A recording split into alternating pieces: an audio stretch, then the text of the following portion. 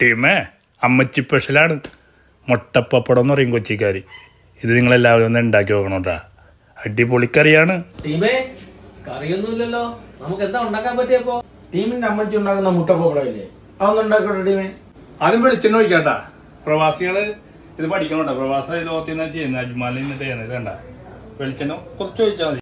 2 ചെറിയ ഉള്ളി ചെറുതായിട്ട് അരിഞ്ഞത്, അതൊന്ന് മുരിഞ്ഞു വരുമ്പോൾ 2 പച്ചമുളക് ചെറുതായിട്ട് അരിഞ്ഞത്, ഇഞ്ചിയും വെളുത്തുള്ളും കൂടി ചതച്ചതാണ് റെഡിയായി ഇട്ടത്. അതിട്ട് അങ്ങോട്ട് ഇളക്കുക. അതൊന്ന് മൂത്ത് വരുമ്പോൾ നമ്മുടെ മുളക് പൊടിയില്ല, സാധാരണ മുളക് പൊടി ഇത്തിരി മഞ്ഞൾ പൊടിയും കൂടി ഇട്ടങ്ങോട്ട് വയറ്റുക.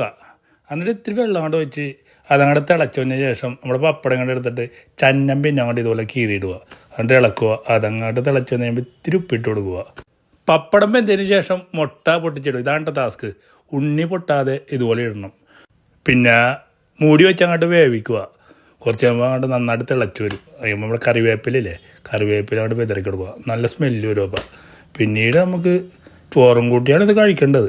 കൂടുതൽ ക്വാണ്ടിറ്റിയിൽ ഉണ്ടാക്കാട്ടോ, എടുക്കുന്ന സാധനത്തിൻ്റെ അളവ് കൂട്ടിയാൽ മതി. ടീമേ അമ്മച്ചിയുടെ കൈപുണ്യം ഫുള്ളാക്കിയിട്ടുണ്ട്.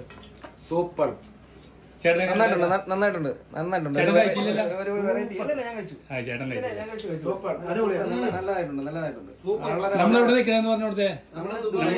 UAE അജ്മാനില് നമ്മൾ നിൽക്കുന്നു.